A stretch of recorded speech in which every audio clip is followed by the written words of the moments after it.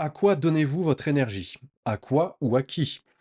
Dans cette vidéo, je vais vous montrer et vous expliquer comment reprendre la main sur votre énergie, comment la garder et comment l'employer, l'utiliser à bon escient pour servir votre projet et non pas pour vous polariser sur des petits sujets anecdotiques qu'on pourra appeler des problèmes ou des désirs, des envies passagères. Alors je vais vous expliquer tout ça dans cette vidéo. Euh, je vais commencer tout de suite, on va rentrer dans le sujet, dans le vif du sujet, en, en exposant finalement d'où vient ce sujet. Si vous avez écouté les précédentes, capsules que j'ai faites, je vous ai souvent répété que si vous n'aviez pas conscience de votre énergie, d'autres en auraient conscience à votre place et possiblement à votre insu. En fait, de cette réflexion ou plutôt de cette réflexion découlent, plusieurs, conséquences. À savoir que quand on est polarisé comme ça sur des sujets, sur des problèmes, quand on focalise notre attention à l'extérieur, eh bien en fait, on donne notre attention, on donne notre énergie pour comprendre, pour résoudre des problèmes, pour trouver des solutions. On s'externalise parce qu'on réagit. Voilà, le mot-clé, c'est la réaction. Nous sommes en réaction à une information, à une situation, à un événement extérieur et qui nous impacte. Donc, 1er point, on va s'arrêter là-dessus. Pourquoi est-ce que l'on réagit et qu'est-ce que ça implique? La réaction, donc, c'est le fait d'exercer une influence réciproque. On pourrait dire que c'est aussi le fait d'agir en retour sur quelque chose. Et donc, s'il y a un retour, c'est que dans un premier temps, il y a eu un aller. Et cet aller, c'est ça que je veux faire apparaître ici, c'est que cet aller qui nous a impacté, eh bien, c'est un flux, alors appelez ça comme vous voulez, hein, un flux d'informations, un événement, une interaction humaine, peu importe. Mais donc, il y a bien eu un flux entrant qu'on a laissé entrer en nous et qui nous montre que nous avons, comme ça, avec le monde, et c'est bien normal d'ailleurs, mais que nous avons des échanges avec des portes, des fenêtres. Et la question est donc de savoir si ces portes et ces fenêtres sont ouvertes ou fermées. Et je dirais même qu'avant ça, la question est de savoir est-ce qu'on a conscience d'avoir ces fameuses portes et ces fameuses fenêtres. N'oubliez jamais, hein, si vous ne connaissez pas, d'autres vous connaîtront mieux que vous et à votre place. Donc, il est important, je pense, et c'est pour ça que je fais ces vidéos, disons que c'est l'angle que j'ai choisi, c'est de vous amener à mieux vous connaître et à prendre conscience de vos énergies, de vos signatures énergétiques, vibratoires. Je reviens pas là-dessus. Donc en général, comment on fait? Qu'est-ce qui se passe dans ces scénarios de réaction? Eh bien, qu'est-ce qu'on fait? On mobilise de l'énergie, donc on vient taper, on vient puiser dans notre source, dans nos ressources internes, pour traiter, gérer ce qui nous arrive et que l'on considère soit comme un problème, soit parce qu'on a un désir. On a le désir d'atteindre un but. Donc je vais traiter maintenant, enfin je vais traiter ce sujet, si vous voulez, sur 2 axes, hein, toujours pour essayer de répondre à la question: «À qui, à quoi donnez-vous votre énergie?» Et le premier axe que je veux vous présenter, c'est celui des problèmes, ce que l'on appelle les problèmes. Alors, déjà, commençons par le début. Qu'est-ce qu'on définit ou qu'est-ce qu'un problème? Bah, tout simplement, un problème, c'est, je dirais, quelque chose qui vient rompre, nos habitudes. On va définir un problème comme un événement qui surgit, quelque chose d'inattendu et qui vient gripper notre routine, qui enraye, le train-train de notre vie quotidienne. Bon, j'ai dit train-train, excusez-moi, c'était pas pour être péjoratif. Avoir des habitudes, une routine quotidienne, c'est une très bonne chose d'avoir une régularité. Mais voilà, dans cette idée que ça peut ronfler, ronronner des fois, quelque chose qui surgit, qui est inattendu et qui vient bouleverser cet ordre des choses, risque, dans un premier temps, pour la majeure partie des personnes, risque d'être perçu comme un problème. Or, pourquoi est-ce qu'on voit ça comme un problème? Parce que, ça crée chez nous une difficulté. C'est la difficulté à s'adapter, la difficulté à changer et c'est aussi, parce que ça vient faire résonner en nous un désir, assez profond, mais qui est en fait plus qu'un désir, je dirais que c'est une disposition mentale qui est propre à l'humain, qui est propre à notre, faculté de réflexion, qui est que nous voulons trouver des solutions. Voilà, nous voulons toujours trouver des solutions. Pourquoi? Eh bien, pour revenir à la normale. Donc ce qui fait que quand une situation inattendue émerge, donc j'utilise volontairement le mot de problème, même si c'est peut-être pas le meilleur mot, on déploie une grande quantité d'énergie pour gérer ce problème, pour le résoudre, trouver une solution. Donc on mobilise notre attention, on focalise, ou je devrais dire on mobilise de l'énergie, on focalise notre attention sur ce sujet qui vient d'émerger et vous voyez, je fais le geste en même temps pour que vous compreniez. En fait, on crée un tunnel, comme ça. On va créer un tunnel de concentration, une focalisation, parce qu'on a cette idée, qui est vraiment propre à l'humain, on a cette idée que si on réussit à résoudre le problème ou à trouver la solution, eh bien, on va parvenir à une grande réussite. On aura réussi quelque chose. Il y a une espèce de soulagement, mais aussi de fierté, parfois, de se dire, ça y est, j'ai trouvé, j'ai réussi. Et donc de ce fait, un petit peu comme une récompense, on a besoin et envie de déployer comme ça un grand volume d'énergie. Finalement sur quoi? Sur un tout petit morceau de notre existence. Parce que, vous imaginez bien que ce fameux problème, en réalité, il est épisodique. Il ne représente pas toute notre vie et pourtant on va déployer comme ça une quantité folle, voire astronomique d'énergie parce qu'on est excité, parce qu'on a peur ou parce on peut être frustré, en colère, enfin donc on mobilise énormément pour comment dire? Un tout petit morceau de vie et pourquoi? Pour que notre quotidien, notre vie revienne à la normale. Le problème et c'est là tout le paradoxe, c'est que même si on y arrive, même si on y arrive à trouver la solution, à résoudre le problème, mais en fait, ça ne s'arrête jamais. Je veux dire par là que, ce même type de problème va ressurgir et donc on se rend compte que finalement, on est toujours en train de courir après les mêmes lièvres, et qu'on se fatigue à la longue à gérer le même genre de problème sans jamais les résoudre définitivement, bien au contraire.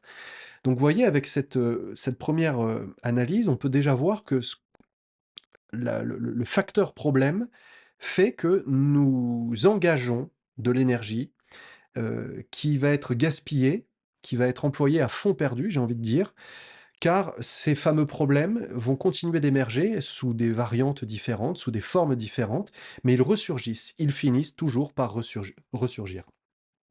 Et là, je vous propose ça comme explication. Alors pourquoi est-ce qu'ils ressurgissent? Bien, à mon sens, dans ce que j'ai vu dans mes rendez-vous, dans mes consultations et puis dans ma propre expérience, bien ils ressurgissent parce qu'en fait, ce que vous considérez comme un problème devient magnétique dans votre vie et finit par occuper une place de premier choix. C'est-à-dire que même si cette chose que vous n'aimez pas du tout, que vous abhorrez, qui vous fait peur, que ah là là, qu'est-ce que ça vous barbe, oui, mais malgré tout, vous la nourrissez. C'est inconscient, hein, c'est très inconscient, mais vous lui donnez, de l'énergie, donc vous la magnétisez et donc vous polarisez sur cette chose, qui est une véritable source d'ennui, pour pas dire autre chose. Et donc en fait, vous créez quasiment de toutes pièces, j'ai envie de dire, un égrégore qui devient une source d'énergie à part entière.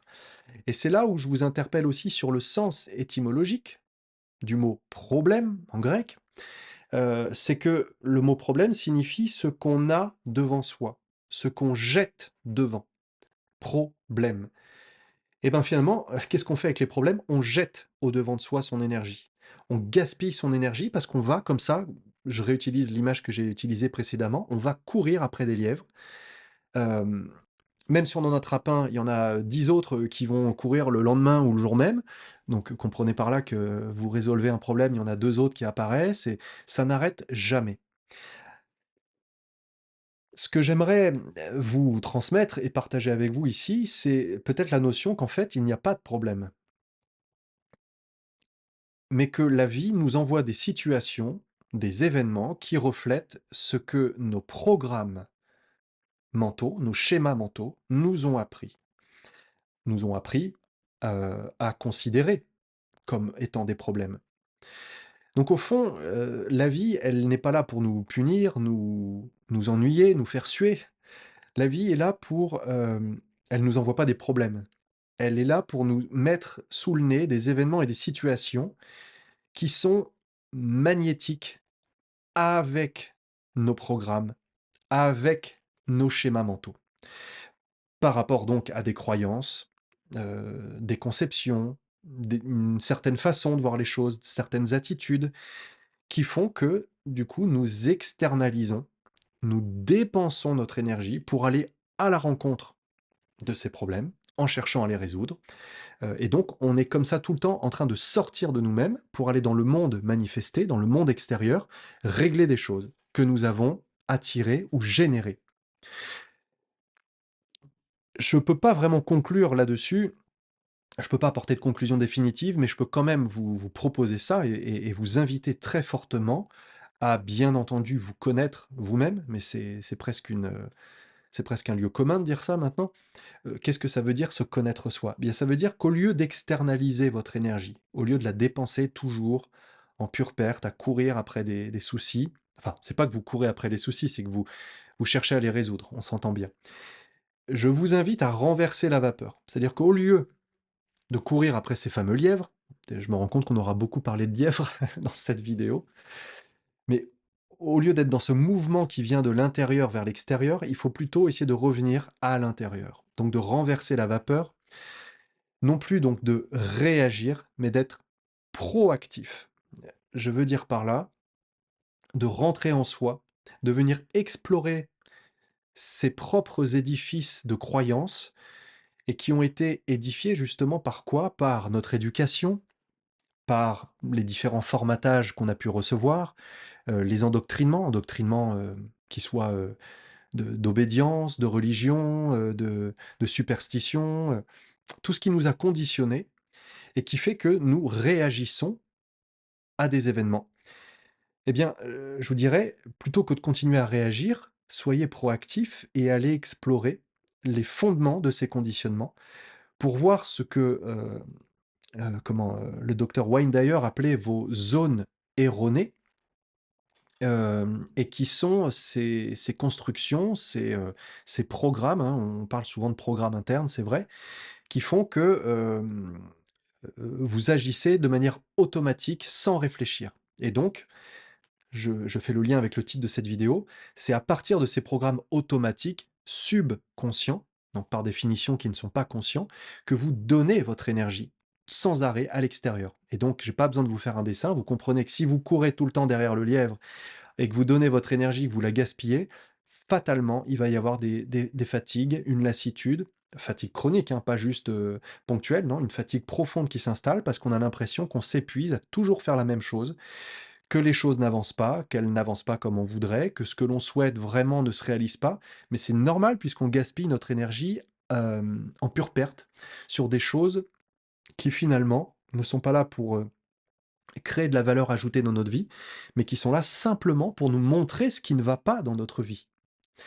Donc, une bonne attitude serait peut-être de se dire déjà, bien, j'ai conscience qu'il ne m'arrive pas des problèmes, mais que ces situations et ces événements que je rencontre de manière récurrente sont peut-être finalement des événements contingents à l'existence humaine, que je n'ai pas besoin de réagir à ces choses-là, mais que, pour ne pas gaspiller mon énergie, en perte, mais que je ferais mieux tout simplement de m'en occuper, comme on s'occupe, bien quand on a une voiture ou, je sais pas si vous conduisez, si vous utilisez un véhicule, mais il faut entretenir ce véhicule. Il faut l'emmener chez le garagiste, il faut l'emmener chez le réparateur, il faut, vérifier faire une vidange, changer les plaquettes de frein, enfin, peu importe. Mais vous comprenez bien que c'est pas un problème, c'est juste que dans ce monde humain matériel, il y a des effets ou plutôt il y a des facteurs contingents à l'existence qui font qu'il y a des effets et que ces effets impactent, notre existence, donc on s'en occupe. Mais ce ne sont pas des problèmes et je ne cherche pas forcément à trouver des solutions, hein. Il y a des fois, il y a pas de solution, il y a juste à gérer les choses comme elles viennent et à les prendre comme elles sont. Je finis là-dessus, mais donc je vous redonne l'architecture de la vidéo. À qui ou à quoi est-ce que vous donnez votre énergie? Donc premièrement, ne pas considérer que ce sont des problèmes. Si vous considérez que ce sont des problèmes et que ce sont toujours les mêmes sortes de problèmes qui vous reviennent, problèmes relationnels, problèmes dans le travail, problèmes de santé, problèmes avec des choses de la vie courante, c'est que peut-être, si ça revient tout le temps, c'est que c'est donc en vous qu'il y a une mécanique interne qui fait que vous voyez ces mêmes choses sans arrêt se répéter. Donc arrêtez de courir après ces facteurs externes, revenez aux causes profondes internes. Premier point. Donc mon deuxième axe, c'est de vous amener à réfléchir à la question des désirs. Alors pourquoi? Je reprends je reprends mon idée force de départ qui est que si vous n'avez pas conscience de vos énergies, de vos ressources, eh bien d'autres en auront conscience à votre place et parfois, même certainement à votre insu. Je m'explique. Si on pouvait voir l'humain dans toutes ses dimensions, on verrait qu'en fait il est une centrale d'énergie et qu'il est en interaction permanente avec son environnement. Des flux entrants, des flux sortants, qui a une charge électrique, une polarité électrique, une polarité magnétique. Et donc, c'est ça qui génère, vous avez déjà vu ces images, l'énergie d'un tor, T-O-R-E. Euh, mais voilà, l'humain fonctionne comme une centrale énergétique. D'ailleurs, j'ouvre une parenthèse, mais je vais vite la refermer parce que c'est pas le sujet. Mais en médecine traditionnelle chinoise, on dit que d'ailleurs l'humain a trois foyers, trois réservoirs d'énergie. L'énergie innée, c'est l'énergie en fait que vous héritez de vos ancêtres. Il y a l'énergie sous forme de batterie, qui est celle, on va dire, générée par l'auto-guérison, donc le système immunitaire, et aussi notre capacité à nous adapter aux situations. Donc on pourrait parler de résilience ici. Et le troisième type d'énergie, le troisième foyer, c'est l'énergie acquise. Et l'énergie acquise, c'est celle, excusez-moi, j'ai le nez bouché, mauvais exemple, mais c'est l'énergie que l'on acquiert par la respiration, donc l'échange d'oxygène qui vient nourrir le sang, et l'alimentation. Donc vous voyez, je dirais que la médecine traditionnelle chinoise aussi nous montre bien que l'humain est une usine, en quelque sorte, une centrale énergétique qui produit, qui reçoit, qui produit, qui reçoit de l'énergie, et ainsi de suite. Mais avec différents réservoirs. Il y a des réservoirs innés, et ça, c'est un capital qu'on ne peut pas renouveler. Il y a la batterie, donc celle un peu comme une dynamo qui se renouvelle, mais tout dépend de comment on fait fonctionner la machine. Et puis, il y a l'énergie acquise, celle qui dépend de la qualité de ce qu'on met dans la machine. Quelle est la qualité de l'air que vous respirez? Comment vous respirez? Là aussi, il y a tout un art pour respirer. Je pourrais l'expliquer, ça peut-être une fois. Et puis, il y a la nourriture. Évidemment, la nourriture, la qualité de la nourriture, le type d'alimentation, bio, vegan, cétogène, carnivore, omnivore. euh, euh, enfin, bref. Donc, je vous disais que sur cette question d'avoir conscience que nous fonctionnons en énergie, il y a derrière ça la question des désirs, puisque l'humain produit finalement de l'énergie en permanence. Et donc, cette énergie, c'est une ressource. Et là, tout de suite, quand je dis le mot ressource, ça doit faire tilt chez vous. C'est que s'il y a ressource, il y a forcément exploitation. C'est c'est c'est comme ça. Une ressource, et d'ailleurs c'est pas négatif en soi, une ressource énergétique doit être exploitée en vue d'un but. La question c'est de savoir est-ce que cet usage de l'énergie est vertueux ou pas? Et donc la question c'est qui exploite cette énergie? Et la question derrière c'est si on parle de votre énergie, qui l'exploite cette énergie? Est-ce que c'est vous, en conscience, qui allez puiser dans vos ressources pour atteindre un but conscient que vous êtes fixé comme étant peut-être votre mission d'âme ou votre projet de vie? Ou est-ce que vous êtes simplement tiré comme ça par le bout du nez, par des désirs qui ne sont pas les vôtres, mais qu'on vous a mis dans la tête, mis dans le corps, et qui font qu'on vous pilote, qu'on vous dirige, qu'on vous manipule, qu'on vous oriente, et là, pour nourrir d'autres types d'intérêts, donc pour donner votre énergie à d'autres intérêts. Je vous pose donc les questions, à vous d'y réfléchir, mais qu'est-ce qui vous polarise? Sur quoi votre conscience est-elle attirée? Dans la mesure où c'est l'énergie qui suit la pensée. Donc si votre conscience est attirée par un sujet, par un domaine, vous mettez votre pensée sur ce domaine, sur ce sujet. L'énergie suit la pensée, vous donnez votre énergie. Quelle est donc la qualité, la nature de vos désirs? Puisque ce que vous désirez, c'est ça qui vous met en branle, c'est ça qui va vous pousser à agir. Très bien. Mais sur quoi avez-vous envie d'agir? Et donc la question, je dirais qui peut résumer toute celle-ci, c'est: qu'est-ce que vous aimez? Et ouais, qu'est-ce que vous aimez? Et là, je vais juste, pour illustrer mon propos, faire appel à une citation de Teilhard de Chardin qui disait que, Un jour, alors je la dis de tête, hein, mais qui disait quelque chose à peu près comme ça, c'est qu'un jour, quand on aura fini d'exploiter les ressources, comme les vents, les marées, les vagues, la pesanteur, eh bien, on pourra exploiter l'énergie d'amour. Et alors, l'humain aura redécouvert le feu. Moi, ce qui m'a intéressé dans cette citation, c'est l'idée de, exploiter l'énergie d'amour. C'est quand même très fort comme, et pas courant d'accoler comme ça amour et énergie et exploiter. Mais ça sert tout à fait mon propos puisque selon la loi d'affinité qui veut que selon ce que vous aimez, vous allez effectivement donner votre énergie et ce pourquoi vous avez donné votre énergie va vous revenir et c'est vous voyez qu'il y a un effet cumulatif qui, se nourrit l'un l'autre. Je fais une petite parenthèse ici avec un exemple qui va regardez sur les réseaux sociaux aujourd'hui comme toutes les plateformes, d'ailleurs pas que les réseaux sociaux, je dirais même beaucoup de plateformes internet, même les plateformes d'achat en ligne, vous voyez que souvent on a la petite icône du cœur.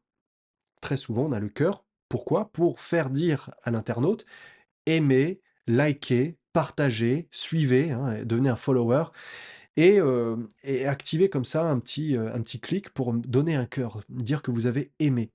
Mais en fait, c'est vous allez me dire: «Oui, c'est symbolique», mais c'est vrai que c'est symbolique. Mais néanmoins, ça traduit une réalité énergétique, c'est que nous sommes dans un monde aujourd'hui qui draine sans arrêt votre énergie, qui cherche du moins, qui cherche à drainer votre énergie. À la drainer comment? En générant du contenu que vous allez aimer, en vous présentant des objets que vous allez désirer, avoir envie d'acheter, et ainsi de suite. Donc finalement, ce petit, logo là, ce petit symbole de cœur qu'on vous met partout en disant: «Cliquez dessus, pour montrer que vous aimez» et le mettre dans votre liste de wish, de désirs ou de futurs achats, que sais-je. Bah, finalement, c'est votre cœur que vous donnez. C'est une partie de votre cœur, une partie de votre énergie d'amour, de vos désirs et si je devais aller un cran plus loin, je sais bien que là, ça commence à faire beaucoup, mais il faut quand même voir la continuité, jusqu'où ça va. C'est que d'un point de vue occulte et énergétique, le cœur, c'est le siège de l'âme. Le cœur énergétique, c'est le siège de l'âme. Donc vous comprenez que si l'on donne comme ça son cœur, une partie de son cœur, l'énergie du centre cardiaque à plein de choses, bien on est à un cheveu de dire que finalement on donne son âme à quelque chose ou à quelqu'un, qu'on vend son âme à quelque chose ou à quelqu'un en permanence. Je vous laisse réfléchir à ça. Je ferme la parenthèse, mais il y a quand même une filiation directe entre le fait d'aimer, comme ça, toutes sortes de choses, et de donner son énergie. Alors, je reviens à la citation de Teilhard de Chardin sur le fait d'exploiter l'énergie d'amour, et moi j'ajouterais, en vous posant la question donc, qu'est-ce que vous aimez?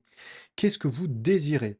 Et là, il faut bien comprendre, et c'est là où on ne peut pas, il y a un moment, si vous voulez, quand on veut progresser, on va dire quand on veut grandir en conscience, voire en spiritualité, je je crois que malheureusement, on peut pas vraiment faire l'économie de l'instruction, de la formation, de la pédagogie spirituelle, énergétique. Donc c'est-à-dire qu'il faut mettre le nez dans les enseignements, dans les livres, dans les traditions. Non pas pour devenir un perroquet ou un singe savant, certainement pas, mais pour au moins avoir, bah, j'allais dire pour lire le manuel de base de comment fonctionne l'être humain. Et quelles sont les forces en jeu? Parce que si vraiment on avance dans ces sujets de manière aveugle, bah, comme je vous l'ai toujours dit, si la lumière ne vient pas de vous, elle va venir de quelqu'un d'autre et il faut bien comprendre que ce quelqu'un d'autre qui porte la lumière à votre place, il a un intérêt. Il a sans doute un intérêt à vous éclairer le chemin pour lui.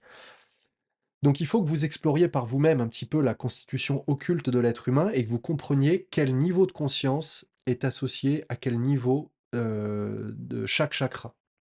Donc là, je vais faire un petit, mais vraiment très, très bref aperçu, des chakras et des champs de conscience pour que vous voyez en fait comment l'humain, nous, comment on peut être manipulé sur nos désirs par les champs de conscience qui sont associés aux chakras et notamment au chakra inférieur et je ne ferai que les 3 chakras du bas, donc basal, sacré, plexus, pour une raison simple, c'est que ce sont les chakras qui sont liés, on va dire, à notre personnalité, à notre ego, donc on va dire à la partie de nous-mêmes qui est incarnée sur terre et qui vit à travers son corps physique, son corps énergétique, ses émotions, ses pensées, mais pas l'être humain dans sa dimension, triple, c'est-à-dire spirituelle, conscience et personnalité, juste l'être humain physique. Alors, au niveau basal, vous le savez déjà, le centre basal qui est représenté par la couleur rouge justement, une énergie qui fait appel au désir, très souvent. Ce chakra, il a trait à notre instinct, enfin à nos instincts de survie, au besoin d'exister, à la sécurité et aussi aux énergies sexuelles. Alors, comprenez bien là ce que je vais dire et qui va suivre n'est absolument pas un jugement de valeur. Il n'y a pas de critique, il n'y a pas de jugement. C'est juste pour vous exposer, on va dire les ornières, excusez-moi, c'est pour vous exposer les ornières qui sont liées à chacun de ces centres énergétiques. Parce que si vous n'êtes pas conscient que en sollicitant ces centres à l'excès, vous allez tomber dans des comportements aliénants, voilà, c'est le mot que je cherchais, des comportements aliénants, eh bien, vous allez être finalement aveugle à vos propres prisons. Donc ce chakra basal, lui, en l'occurrence, si il est sollicité et si vous y répondez à l'excès, il peut se manifester, se polariser sur 3 choses dans votre vie. Le sexe à outrance, hein, donc vraiment, une sensualité, développée à l'excès, on va dire. La recherche de bien-être physique à l'excès. Je ne dis pas que ni le sexe ni le bien-être physique sont mal, mais je parle bien d'excès. Donc un bien-être physique, eh bien c'est la satisfaction, une quête de satisfaction, insatiable en quelque sorte, que ce soit par la nourriture, donc l'alimentation, la boisson, le les drogues éventuellement, mais en tout cas le bien-être à l'excès. Et troisième point, toujours pour le chakra basal, hein, on est juste sur le chakra basal, je vous ai dit le sexe, le bien-être physique, l'argent. Voilà, l'argent. L'argent parce que l'argent, c'est l'énergie de la matière, c'est ce qui nous permet de nous habiller, d'avoir un toit sur la tête, d'acheter de la nourriture, de manifester des projets, de subvenir à nos besoins. C'est tout à fait sain et normal, mais quand on a cette polarité qui fonctionne à l'excès, eh bien, on tombe dans, les travers de l'argent, c'est-à-dire l'accumulation, la possession, vouloir en amasser plus que besoin. Bref, la soif de l'or, référence au film avec Christian Clavier. 2e chakra, le chakra sacré, donc avec une couleur orange. Celui-ci, il a attrait, alors là aussi, il y a une redondance quelque part avec le précédent, parce que là aussi, il y a une énergie sexuelle qui est impliquée, mais c'est un centre qui gère les organes génitaux chez l'humain. Donc testicules, les ovaires, de la matière organique qui représente énormément d'énergie pour créer la vie, hein, pour, engendrer des bébés quoi, des fœtus et donner la vie. Donc vous imaginez bien que le centre sacré, c'est un centre qui a énormément d'énergie pour créer, pour procréer. Donc c'est un centre qui répond, qui exprime, on va dire, nos instincts de reproduction et notre désir d'action, de faire les choses. Il est aussi en lien avec la loge des reins, avec l'énergie des reins. Donc les reins, en médecine traditionnelle chinoise, on nous dit que c'est aussi le foyer de la peur. Donc quand on a des peurs intenses, ça vient vidanger les reins. Mais ça, ce sont des émotions fortes qui partent du centre sacré. Donc quels peuvent être les 3 signaux d'alerte que ce centre est mal géré, qu'il est, surexploité? Eh bien, il y a les énergies de peur. La peur, elle va vraiment venir vidanger, ce centre énergétique. Donc quand on vous fait peur, quand quelque chose ou quelqu'un vous fait peur, ou si, suivez mon regard, si une institution, un État, des médias, un gouvernement, une hyperstructure, sanitaire, mondiale, que sais-je encore, vous fait peur en vous disant toujours qu'il y a un risque d'attaque, un risque de pandémie, un risque de, disparition de l'espèce humaine, un risque de enfin bon bref, vous avez compris de quoi je parle. Le fait de générer de la peur chez vous, c'est qu'en fait, on capte votre énergie vitale. La haine. La haine, c'est un deuxième signal que vous êtes en train de vidanger et de surexploiter l'énergie du centre sacré. Puisque la haine, en fait, c'est le désir opposé. Enfin, c'est pas le désir, c'est l'énergie opposée au désir d'union. Normalement, le chakra sacré qui gouverne l'énergie sexuelle, donc plus la notion de yoga, de tantra énergétique, donc d'union. Là, la haine, c'est pile l'inverse, c'est vraiment le désir, le fait de nier ce désir d'union et d'aller dans la destruction ou le rejet de l'autre. Mais là encore, c'est une énergie qui vient totalement vidanger votre centre sacré. Et troisième point, pour le centre sacré, eh bien, ça peut être la soif de pouvoir, l'ambition, une force incontrôlée, un désir incontrôlé de dominer les autres. Là encore, faites le lien avec cette énergie des organes sexuels, besoin de dominer l'autre. Est-ce que j'ai besoin de faire un dessin? Vous aurez compris. Troisième point, enfin troisième centre énergétique, donc le plexus solaire, hein. Je suis toujours dans l'idée de vous expliquer en quoi vos désirs de base peuvent être détournés et font que vous gaspillez votre énergie.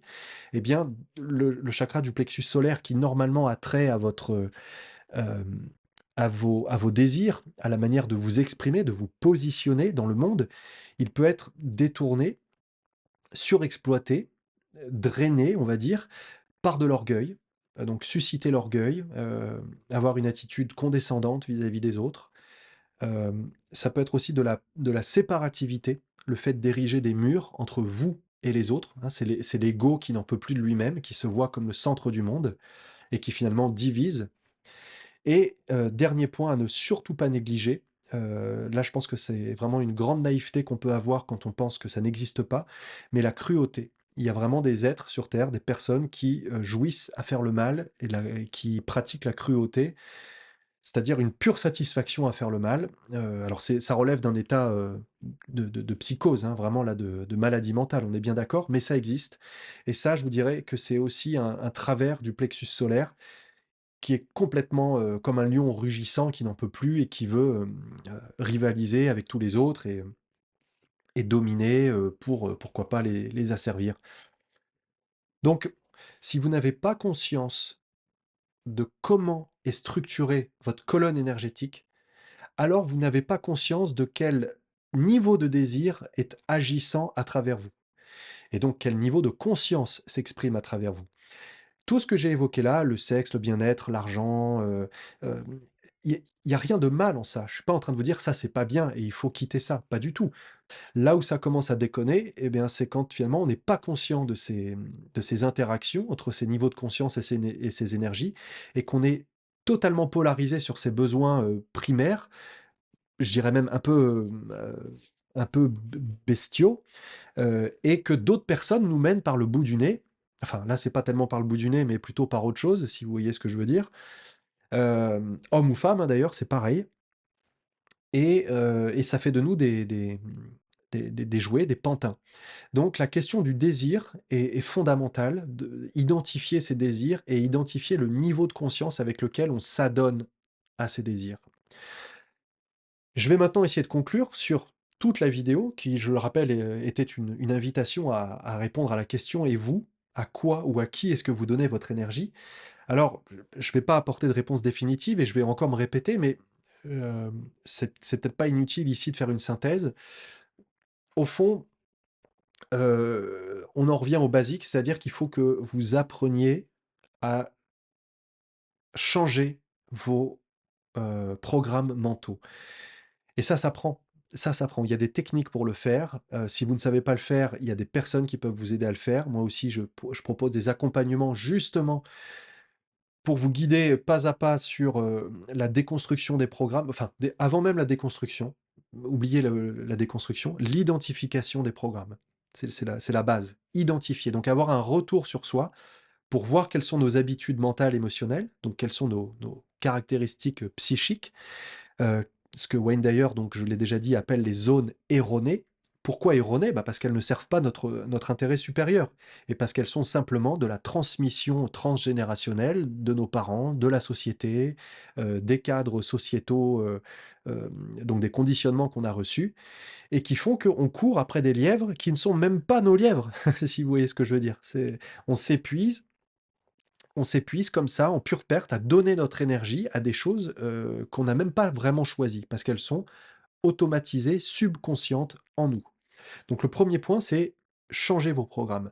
Le deuxième point, eh bien, je vous dirais, la vie est un choix. La vie est un choix et donc posez-vous la question: «À quoi est-ce que je donne la priorité? quelle est ma priorité et à quoi est-ce que j'ai envie de donner, mon énergie? Qu'est-ce qui a le plus d'importance à mes yeux? Est-ce que ce qui a le plus d'importance, c'est, ma réussite matérielle? Est-ce que ce qui a le plus d'importance, c'est de satisfaire mes besoins, ma jouissance, mes plaisirs?